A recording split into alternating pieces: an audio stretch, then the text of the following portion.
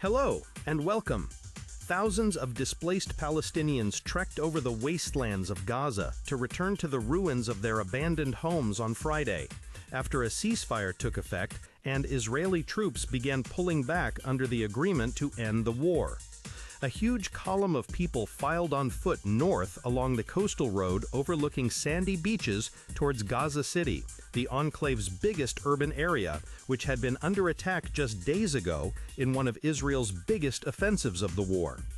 "Thank God my house is still standing," Ismail Zaida, 40, said in the Sheikh Radwan district of Gaza City.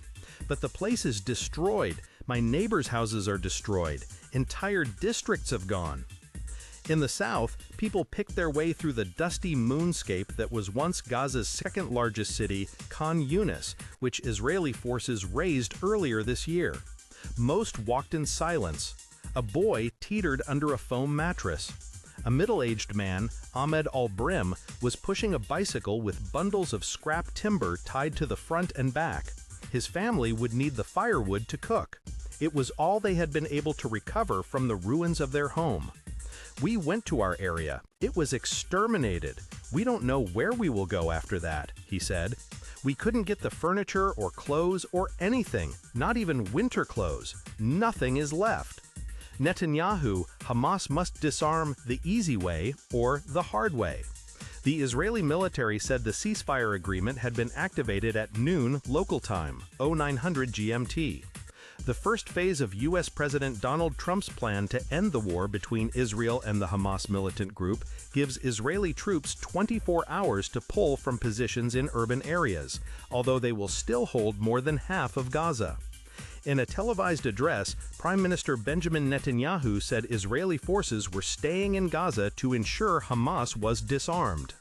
"If this is achieved the easy way, then that will be good, and if not, then it will be achieved the hard way."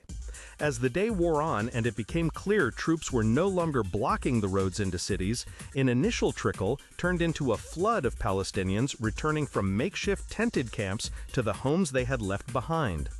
Mahdi Sakla, 40, said his family had decided to set off north towards Gaza City as soon as they heard the news of the ceasefire. "Of course there are no homes, they've been destroyed," he said. "But we are happy just to return to where our homes were, even over the rubble. That too is a great joy. For 2 years we've been suffering, displaced from place to place." Israel's government ratified the ceasefire with Hamas in the early hours of Friday. Once Israeli troops have pulled back, Hamas has 72 hours to release the 20 living Israeli hostages it is still holding. Israel will free 250 Palestinians serving long terms in its prisons and 1,700 detainees captured during the war. Hundreds of trucks per day are expected to surge into Gaza carrying food and medical aid. Israeli military spokesperson Brigadier General Efi Defrin urged residents of Gaza to avoid entering areas under Israeli military control. "Keep to the agreement and ensure your safety," he said on Friday. Hamas Gaza leader says he received guarantees war is over. Israelis and Palestinians alike rejoiced after the deal was announced to end 2 years of war in which over 67,000 Palestinians have been killed, and to return the last hostages seized by Hamas in the deadly attack that provoked it. The exiled Gaza chief of Hamas, Khalil al-Hayya, said he had received guarantees from the United States and other mediators that the war was over. During the Hamas-led attack on Israeli communities and a music festival on October 7, 2023, fighters killed 1,200 people and captured 251 hostages. 20 hostages are still believed to be alive in Gaza, while 26 are presumed dead and the fate of 2 is unknown. Hamas has indicated that recovering the bodies of the dead may take longer than releasing those who are alive. Hurdles remain. The accord, if fully implemented, would bring the two sides closer than any previous effort to halt the war. Much could still go wrong. The sides have yet to publish the list of Palestinian prisoners to be released in exchange for Israeli hostages.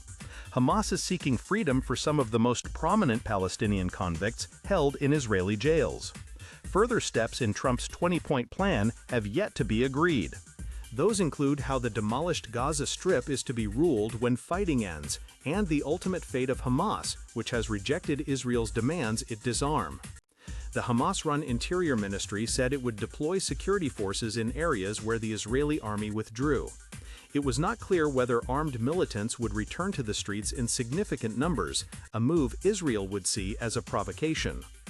Trump said he would head to the region on Sunday, possibly to attend a signing ceremony in Egypt, and Israeli police said they were preparing for a visit by him on Monday. The scenes from Gaza are a mix of fragile hope and immense devastation. What are your thoughts on this ceasefire agreement and the difficult road ahead? Please share your perspective in the comments. To stay informed on this developing story, please like this video, share it, and subscribe to our channel.